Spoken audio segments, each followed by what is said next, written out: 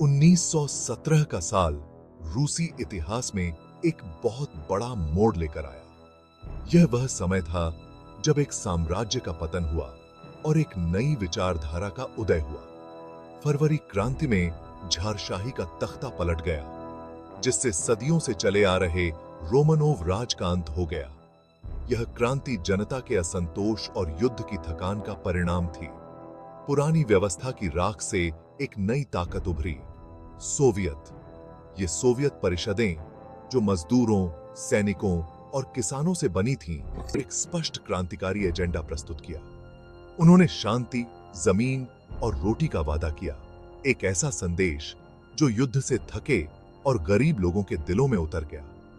यह वादा उन लोगों के लिए आशा की किरण बन गया जो लंबे समय से संघर्ष कर रहे थे।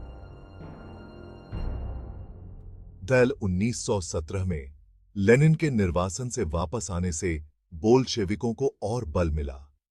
लेनिन की वापसी ने क्रांतिकारी आंदोलन को एक नई दिशा दी। उन्होंने अस्थायी सरकार को खत्म करने का आह्वान किया, जिसे वे कमजोर और ढुलमुल मानते थे। अस्थायी सरकार जनता की अपेक्षाओं को पूरा करने में असमर्थ थी। बोल्शेविक अपने अनुशासित संगठन और क्रांतिकारी एजेंडे के साथ सोवियत के भीतर लगातार प्रभाव बढ़ाते गए। उनकी रणनीति और संगठन ने उन्हें अन्य राजनीतिक समूहों से अलग किया। उनका नारा सारी शक्ति सोवियत को उन लोगों के लिए एक नारा बन गया जो अतीत से पूरी तरह से नाता तोड़ना चाहते थे। यह नारा एक नए समाज की कल्पना को दर्शाता था। अक्टूबर तक बोल्शेविक नियंत्रण हासिल करने के लिए तैयार थे। उन्होंने अपने समर्थकों को संगठित किया और एक सटीक योजना बनाई। अक्टूबर क्रांति अपेक्षाकृत रक्तहीन थी। यह एक सुनियोजित और संगठित विद्रोह था जिसने सत्ता को बदल दिया। प्रमुख सैन्य इकाइयों के समर्थन से बोल्शेविकों ने पेट्रोग्राद, जो पहले सेंट पीटर्सबर्ग था, पर तुरंत नियंत्रण कर लिया। यह सैन्य समर्थन उनके लिए निर्णायक साबित हुआ। अस्थायी सरकार गिर गई और लेनिन ने सोवियत सत्ता पर आधारित एक नई सरकार के गठन की घोषणा की। यह नई सरकार समाजवादी सिद्धांतों पर आधारित थी। अक्टूबर क्रांति ने रूस के लिए एक नए युग की शुरुआत की, जो आमूल सामाजिक, आर्थिक और राजनीतिक परिवर्तन की विशेषता थी। इसने एक नए समाज के निर्माण की नींव रखी।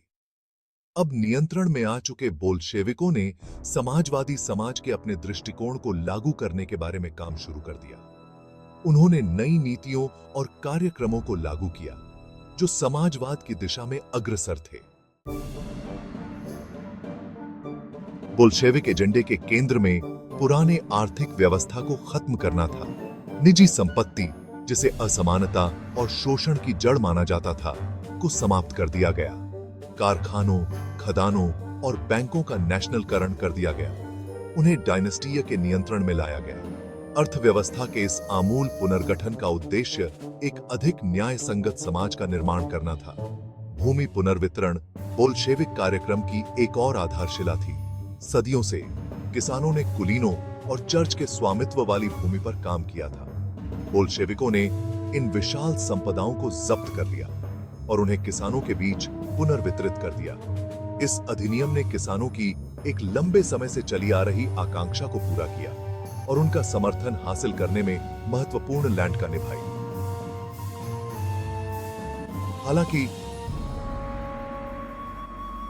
इन नीतियों का कार्यान्वयन अक्सर अडायनेस्टिक और हिंसक था। कारखाने के मालिकों ने नेशनलकरण का विरोध किया, जिससे उत्पादन में गड़बड़ी हुई। भूमि के पुनर्वितरण, जबकि कई किसानों द्वारा स्वागत किया गया, स्वामित्व और संसाधनों पर संघर्ष भी हुआ। बोल्शेविकों को एक कृषि प्रधान समाज को एक औद्योगिक समाज में बदलने के कठिन कार्य का सामना करना पड़ा, जबकि वे गृह युद्ध की चुनौतियों से जूझ रहे थे।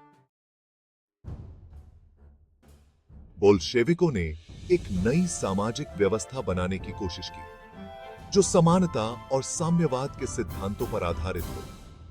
उन्होंने एक ऐसी दुनिया की कल्पना की जहां हर व्यक्ति को समान अधिकार और अवसर मिले। उन्होंने झारशाही युग के सामाजिक पदानुक्रम को मिटाने के उद्देश्य से कुलीन उपाधियों और विशेषाधिकारों को समाप्त कर दिया। यह एक बड़ा कदम था जिसने समाज के ऊपरी तबके को पूरी तरह से बदल दिया। कॉमरेड की अवधारणा, जो समानता और एकजुटता का प्रतीक है, संबोधन का मानक रूप बन गई। यह एक नया सामाजिक ताना बाना बुनने का प्रयास था जिसमें हर व्यक्ति को बराबरी का दर्जा मिले। चर्च जैसे पारंपरिक संस्थानों को पुरानी व्यवस्था के अवशेष के रूप में देखा गया और उन्हें दबा दिया गया। धार्मिक विश्वासों को साम्यवादी विचारधारा के साथ असंगत माना गया। शिक्षा और साक्षरता पर सामाजिक परिवर्तन के उपकरणों के रूप में जोर दिया गया। यह एक ऐसा माध्यम था जिसके जरिए नए विचारों और मूल्यों को समाज में फैलाया जा सके। बोल्शेविकों ने निरक्षरता को मिटाने और आबादी में साम्यवाद के मूल्यों को स्थापित करने की कोशिश की। उन्होंने शिक्षा को एक हथियार के रूप में इस्तेमाल किया। नए स्कूल स्थापित किए गए और शिक्षा तक पहुंच का विस्तार किया गया। यह एक व्यापक प्रयास था जिससे समाज के हर वर्ग को लाभ हुआ। हालांकि वैचारिक अनुरूपता पर जोर और असंतुष्ट विचारों का दमन भी इस अवधि की विशेषता थी। यह एक ऐसा समय था जब विचारों की स्वतंत्रता पर कड़ी निगरानी रखी जाती थी। बोल्शेविकों ने पारिवारिक जीवन को बदलने की भी कोशिश की। उन्होंने परिवार की पारंपरिक संरचना को चुनौती दी। उन्होंने महिलाओं को पारंपरिक बाधाओं से मुक्त करने के उद्देश्य से आसान तलाक कानून पेश किए और गर्भपात को वैध बनाया। यह महिलाओं के अधिकारों की दिशा में एक महत्वपूर्ण कदम था। महिलाओं को कार्यबल और सार्वजनिक जीवन में भाग लेने के लिए प्रोत्साहित किया गया। यह एक ऐसा प्रयास था जिससे महिलाओं की स्थिति में सुधार हो सके। ये परिवर्तन, जबकि अपने समय के लिए क्रांतिकारी थे, अक्सर प्रतिरोध के साथ मिले, खासकर ग्रामीण इलाकों में जहां पारंपरिक मूल्य गहराई से जमे हुए थे। ग्रामीण क्षेत्रों में इन नीतियों को लागू करना एक बड़ी चुनौती थी और कार्यशालाओं ने युद्ध के एफर्टों में योगदान दिया। महिलाओं ने इस प्रयास में महत्वपूर्ण भूमिका निभाई।